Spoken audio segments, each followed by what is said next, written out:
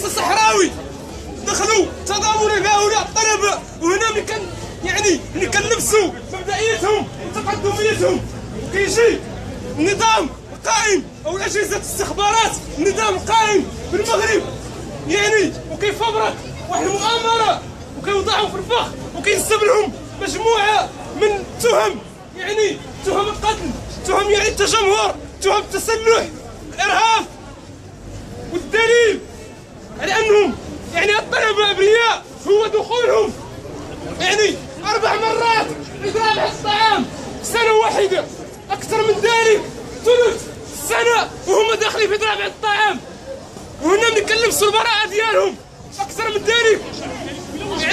طلبه الصحراويين مجموعه رفاق الولي مجرد اعتقالهم السلطه تخطاو حتى عند ما يسمى بقاضي التحقيق بيننا في الاقواس.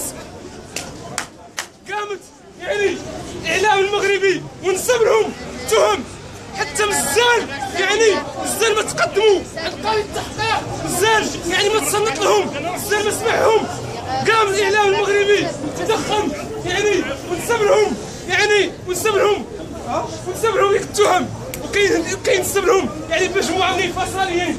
نقولوا مدينه مراكش رانا خلقنا صحراويين وليس مغاربه، رانا انفصاليين، رانا صحراويين بالمفهوم، فهمها بالكلام كيف ما بغيت تفهمها. الشعب الصحراوي وليس الشعب المغربي. اذا كنت تحاول على انه تجعل بالمغاربه الصحراويين، راه ما تجعل الصحراويين مغاربه، هذا امر مفروغ منه. نضالنا كطلبه، نضالنا كجماهير صحراويه، قضيتنا راهي ماهي مرتبطه قضيتنا راهي ماهي مرتبطه بمجموعه رفاق الولي، هذا الامر راه مفروغ منه. قضيه الشعب الصحراوي او نضال الطلبه الصحراويين من داخل الساحات الجامعيه راهو ما هو مرتبط مجموعة رفاق الولي، راهم ما هم أول واحد ولا آخر واحد اللي كتعتقلوا الشعب الصحراوي. مشى الولي مصطفى السيد، مشى الشهيد محمد بن عبد العزيز، مشاو مجموعة من الشهداء، مشاو مجموعة من المعتقلين، مشاو مجموعة من الأسرى، ولكن قضيتنا قضية الشعب الصحراوي راهي مزالة مستمرة، قضيتنا عادلة وكطلبة راه لا تخاذل ولا ملل ولا كلل، حتى تحرير اراضي محتله من محاميه الغزلان الى القويره. بغي نختم مداخلتي نحيي الرفاق كاملين اللي حاروا معنا، نحيي الرفاق اللي اسروا المعتقلين السياسيين، وبغي نختم مداخلتي بمقوله الايادي المرتعشه لا تقوى على البناء والجبناء لا يصنعون التاريخ.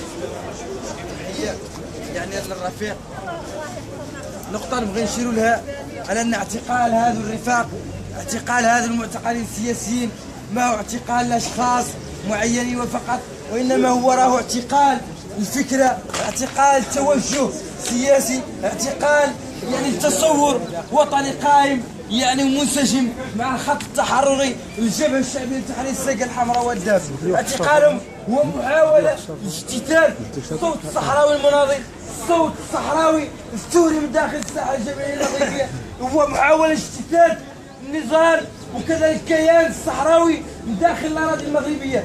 النهار اللي نقولوا على أن معاركنا لا ننقلوها من الأراضي الصحراوية الأراضي المغربية، وهذا هو التوجه، وهذا هو اللي نعنوا به، نقل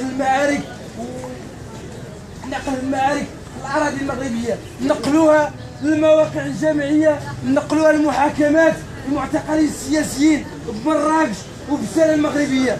إذن مسألة اللي هي مفروغ منها على أن محاولة اعتقال هذا المعايل هو محاولة إقبار توجه، إقبار تصور، إقبار ذات وكيان الصحراوي من داخل المواقع الجامعية. إذن لا يخلي التدخل دريك المناضلة الشبابيك على اساس نرى انهم في تضامن مع الرفاق المعتقلين، كذلك في تضامن مع اهاليهم مع امواتهم وخواتهم. اذا نحيي الرفيق. اولا السلام عليكم وتحية لكم الابرار، تحية عالية للمعتقلين السياسيين الصحراويين على خارج السجون المغربية. قطعا عنا اليوم نتواجدوا هون كإعلاميين صحراويين، كنشطاء حقوقيين، كمتضامنين مع عائلات معتقلين الصف الطلابي، مجموعة رفاق الولي. قطعا عنهم ما هم عائلاتكم حقهم، وإنما نحن كاملين عائلات هذا المعتقلين، ونحن كاملين جنود مجندين وراء أي معتقل ينقض على حرية سياسية، أي معتقل ينقض من أجل مطالبة بتقرير مصير الشعب الصحراوي، أي معتقل ينقض من أجل مرافعة والله زاد تمثيل الجبهة الشعبية لتحرير ساقية الحمراء ووادي الذهب كل يعني أينما تواجد. قطعا عنا اليوم جايين متضامنين معاهم، ونعلنوا تآزرنا معاهم، ونطالبوا بإطلاق سراحهم الفوري دون قيد أو شرط. قطعا عنا نأكدوا على أن هذا الطلبة اللي تم اعتقالهم أكيد عنهم هذه تهم والله زاد تهمة ملفقة لهم، لأنهم أكيد عنهم كانوا متواجدين في الموقع الجامعي بنضالهم، برسالتهم، بنشاطهم النضالي. قطعا عن الدولة المغربية والله زاد النظام المغربي ونزيدوها نكملوها ونأكدوا النظام المغربي الغاشم والظالم. قطعا عنه أي حد رافع عن القضية الصحراوية لا يلفقوا أن لا تهم واهية، سواء يلفقوا المخدرات والله قتل والله أي شيء من أجل تشويه سمعة الصحراويين. الصحراويين قطعا عنهم ما قد كتبوا، الصحراويين قطعا عنهم ما هم لا ينقذ واحد يعني يتعاطى المخدرات والله زال ما لا ينقذ مناضل يطالب تقرير مصير ينقذ يتعاطى المخدرات. قال هم منين يقبضوا هؤلاء الصحراويين؟ أول تهمة إما تهمة القتل والله تهمة التعاطي المخدرات. هذه هي التهم اللي تلفق الدولة المغربية والله زاد النظام المغربي. قطعا عنا كيف قلت متواجدين هون للتضامن مع هذا الطلبة، التآزر مع عائلاتهم، وللمطالبة بإطلاق سراحهم. قطعا عنا كاملين مشروع اعتقال ومشروع شهادة ما دمنا نرافعوا عن قضيتنا في كل مكان. وقطعا عنا مولي نأكد على أننا نهتموا نطالبوا بتقرير مصيرنا ونناشدوا والله زاد نرفع شعارات تنادي حياة الجبهة الشعبية تحرير الساقية الحمراء ووادي الذهب، سواء في مراكش، سواء في الدار البيضاء، والله أكادير، والله رباط، والله طنجة، والله خريفة، البلد اللي تواجد فيه الصحراوي قطعا عنه له يرفع شعار تحية نضالية للجبهة الشعبية، وله يرفع شعار لا بديل عن تقرير المصير، وله يرفع شعار بالبندقية ننال الحرية يعني إذا اقتضى الأمر ذلك. قطعا عن الدولة المغربية هذه هي والله زاد مخططاتها الذي هي. قطعا عن نحن كشعب صحراوي ما عندنا ونقولها ونأكد عليها ما عندنا أي مشكل مع الشعب المغربي كل أطيافه. احنا مشكلنا وصراعنا مع النظام المغربي ومع الحكومة المغربية.